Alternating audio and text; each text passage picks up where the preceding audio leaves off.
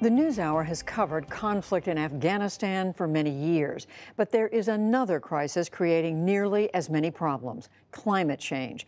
It has led to epic droughts and has forced already desperate Afghan people toward desperate measures. One surprising factor in helping stave off the after effects of drought: education for girls. Special correspondent Beth Murphy of the nonprofit Ground Truth Reporting Project has covered those efforts to improve girls' education for years, and tonight looks at the difference that teaching girls is making. Drought is drying up farms across Afghanistan, cracking the earth and threatening the only way of life the majority of the country has ever known. This community outside Kabul city is called Green Village. It was once the breadbasket of the region, but today the name rings hollow. The drought is upon us, beyond our control. We cannot do anything about it. Our crops are becoming smaller every year. Maybe this year there will be more drought because there hasn't been any rain. Our river is dry. Farmers like Hafizullah Azami have been hit again and again over the past 3 decades with droughts. They've become longer and more intense, making Afghanistan one of the most vulnerable countries in the world to climate change. Hafizullah's daughter Wazila remembers all the times her dad struggled to make money and feed the family. When my father came home, he was very unhappy, so that made us all unhappy. He didn't have enough money to cover our expenses, and when we didn't have enough food to eat, he was really miserable.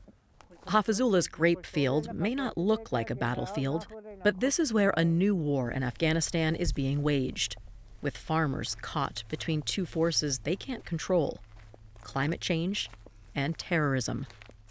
So this is the negotiation with the community people. Daoud Rahimi is with the United Nations Development Program. He's helping to oversee a $71 million program to protect Afghanistan's most vulnerable communities from the worst impacts of climate change. Climate change as a multiplier, a threat multiplier, one of which is the recruitment of young people by insurgent groups. That insurgency is bankrolled by the drug trade, specifically opium poppy, which is heavily controlled by violent Taliban extremists, who are now openly operating in 70% of the country, reversing the gains of America's longest war. In this Taliban-controlled area on the Pakistan border, farmers are spreading the seeds of what will become heroin. We have very little land and big families, so we are cultivating opium poppy. It brings in more income. Our goal with growing poppy is to earn more money. We don't want to harm anyone. There's a reason farmers are attracted to growing opium poppy. Hafizullah considered it because it's more drought-resistant than other crops. There's also a market for it. I've never cultivated it, but everyone knows it's the way to make a good income. Opium is a $60 billion industry in Afghanistan, which supplies most of the world's heroin. The amount grown here is skyrocketing. It's almost doubled over the past year, despite a mounting U.S. campaign to target the illicit crop and the Taliban. According to the United Nations, it's impossible to untangle the web of drugs, drought, and war. And those with the least power suffer most. Girls and the other minorities, they are affected more than anyone else on the climate change. For one family in Herat province, not having enough water set off a devastating chain reaction. It was the reason I became indebted and lost everything because of the drought. To settle his debts, Shah Mohammed took his daughter Khadija out of school. Instead of her getting a diploma, he was paid a dowry when he forced her to get married. Late last year, she tried to find her own way out. She attempted suicide by setting herself on fire.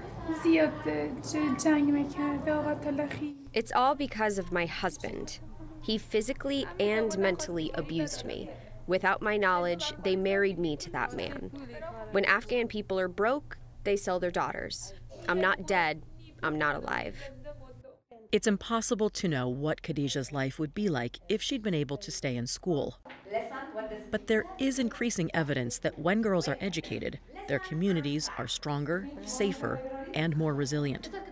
In a recent study of 162 countries, the Brookings Institution reports that for every additional year of schooling a girl receives, her country is better prepared for and better able to recover from climate disasters like droughts and floods. Author of The Kite Runner and United Nations Goodwill Ambassador Khaled Hosseini explains that educated girls are more likely to become decision makers who reinvest in their communities. There's a saying that when you educate a boy, you educate an individual, but if you educate a girl, you educate an entire community and change the culture. For Hafizullah, even when drought is responsible for another bad harvest, he's got a secret weapon other farmers don't: 2 daughters who are educated. In this conservative country that has long limited the role of women, Fazila and Wazila worked hard to convince their dad, who has just a 5th grade education, to let them graduate from high school and then earn teaching degrees. Now, they are both making a living as elementary school teachers. Before this, our economic situation was terrible, so I wanted to go to school and be able to earn money. I know that with my salary, I can provide for myself and my family. I'm really happy to be earning an income. Together, the sisters are earning about $4,000 a year. That's the same amount their father used to make off the farm before the drought. Now, he's lucky to make $1,000.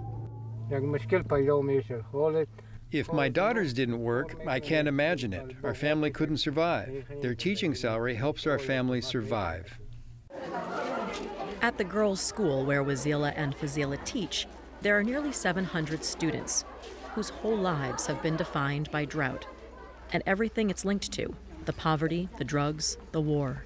And while they lose so much to these catastrophic problems, their education is something no one can take from them. For the PBS NewsHour, I'm Beth Murphy in Day Subs, Afghanistan.